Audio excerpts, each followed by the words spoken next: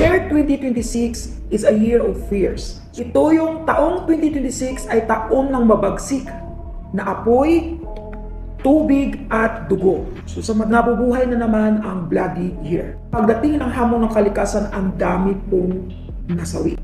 Marami po talaga.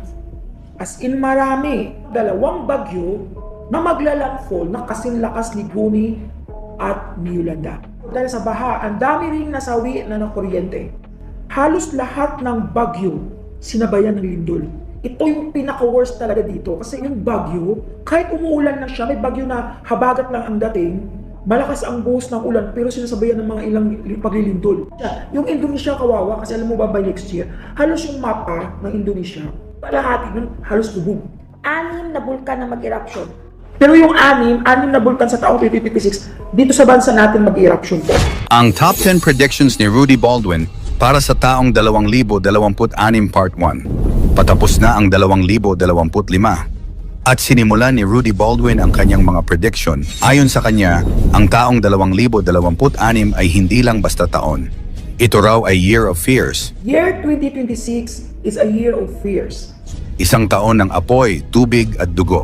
Hindi biro ang babala niya. Ito yung taong 2026 ay taon ng mabagsik na apoy, tubig at dugo. Mula sa kalikasan hanggang sa krimen, sa pandemya at aksidente, marami ang nakataya. Narito ang top 10 predictions ni Rudy Baldwin para sa taong 2026. Pang-10. Ulan na walang tigil at 2 super typhoon.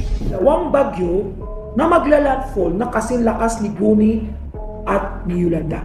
Isa sa mga unang sinambit ni Baldwin ay ang patuloy na ulan na walang tigil. Sa kanyang vision, hindi katulad ng mabagsik na bagyo na biglang lilipas.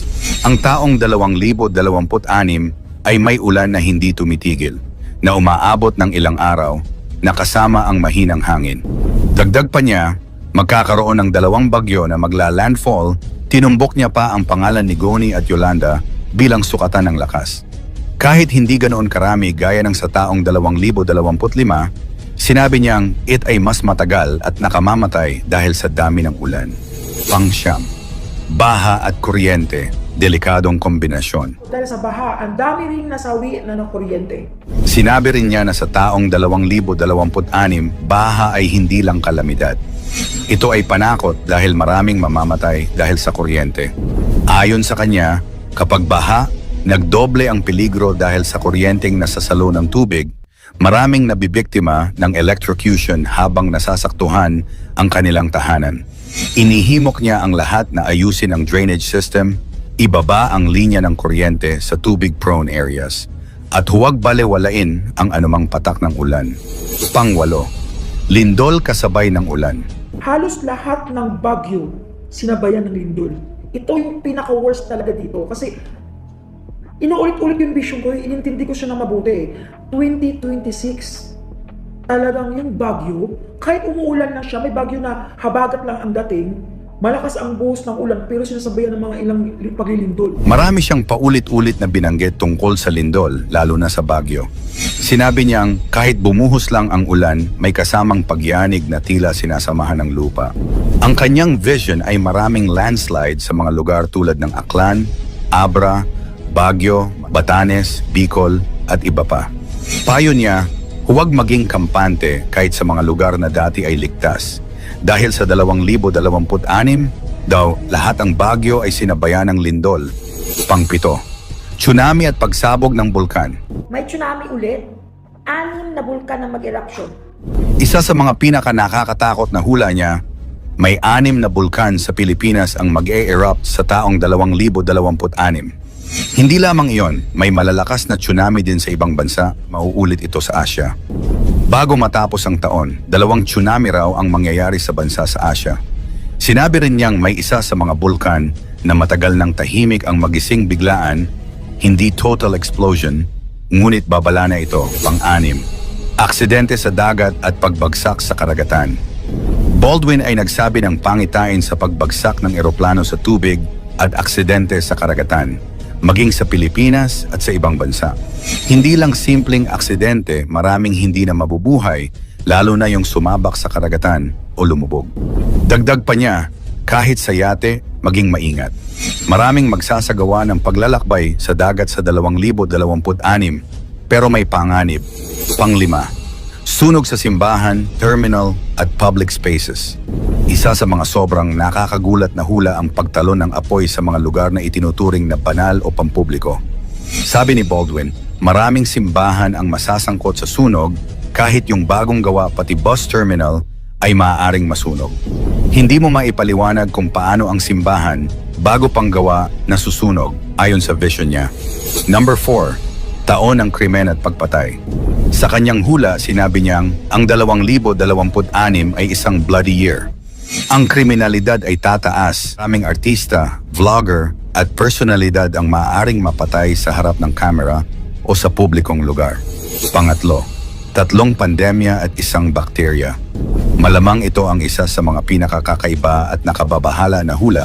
May 3 uri ng pandemya na papasok sa bansa sa taong 2026. Sinabi pa ni Baldwin na may bakteryang kakain ng laman, isang internal infection na mabilis kumalat.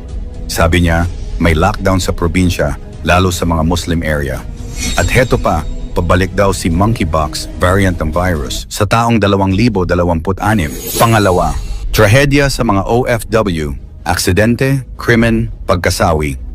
Si Rudy Baldwin ay nag-warning sa maraming OFW na sa kanila ay may masasangkot sa matinding krimen at aksidente. Ang OFW na tutuluyan ng karahasan, maging biktima ng crime in water and fire.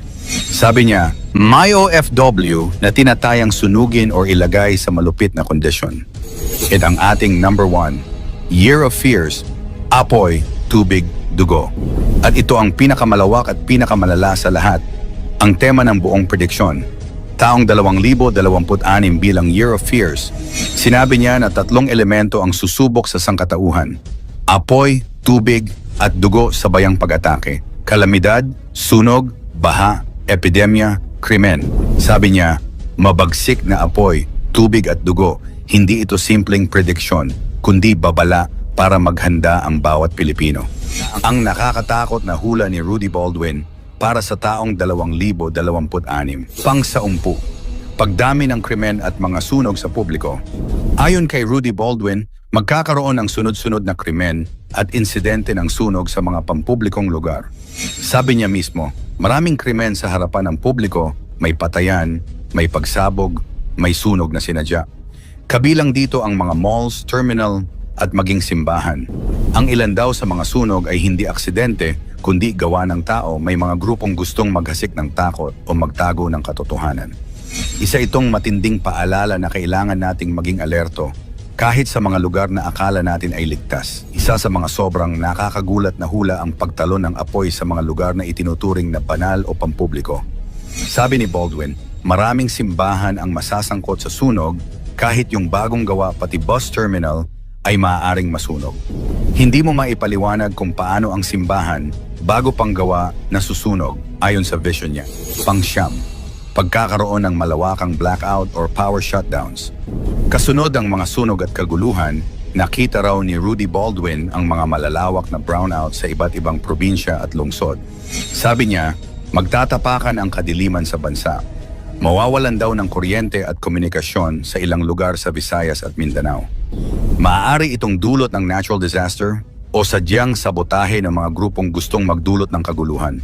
Magsilbi raw itong babala. Maghanda tayo ng mga flashlight, power banks at tubig dahil hindi raw ito basta-basta. Pangwalo, pagkalason sa pagkain at tubig. Isa sa kinakatakutan niyang pangitain ay ang pagkakaroon ng kontaminasyon sa pagkain at inuming tubig. Sabi ni Baldwin, may lason sa pagkain, may tubig na hindi dapat inumin. Maaaring mangyari ito matapos ang isang malaking kalamidad o giyera. Dahil dito, binigyang diin niya ang pag-iingat. Siguraduhing ligtas ang ating iniinom at kinakain, lalo na sa mga panahon ng krisis. Ayon pa sa kanya, hindi gutom ang problema sa 2026, kundi uhaw. Nakakatindig balahibo kung iisipin, dahil ito raw ay kasabay ng tagtuyot na kanyang nakita sa mga naunang hula. Pangpito, pagtaas ng mga insidente ng pagpapakamatay at depression. Isang malungkot ngunit makatotohanang hula ni Baldwin, tataas daw ang bilang ng mga taong nagpapakamatay o dumaranas ng matinding depresyon. Particular daw sa mga kabataan, vlogger, at bagong artista na hirap sa pressure at fame. Sinabi niya, mataas ang bilang ng nagpapakamatay lalo na ang mga bagong sikat. Isa itong paalala na hindi lahat ng ngiti sa social media ay totoo. Sabi pa ni Baldwin, sa panahon ngayon mas nakakatakot ang lungkot na di nakikita. Kaya mahalaga ang pakikinig, pag-uusap at pananampalataya. Pang-anim, pagpasok ng terorismo sa Pilipinas. Isang diretsyong babala ni Baldwin. Maraming terrorist ang papasok sa bansa natin sa taong 2026. Sinasabing may mga planong pag-atake sa mga paliparan at daungan, kaya kailangan ng iba yung pag-iingat. Ayon sa kanya, maaaring konektado ito sa kaguluhan sa ibang bansa. Kaya raw mahalaga ang pagkakaisa ng mga Pilipino at pagbabantay ng pamahalaan. Hindi ito dapat katakutan, kundi maging dahilan para maging handa. Panglima, paglobo ng mga aksidente ng mga artista at vlogger.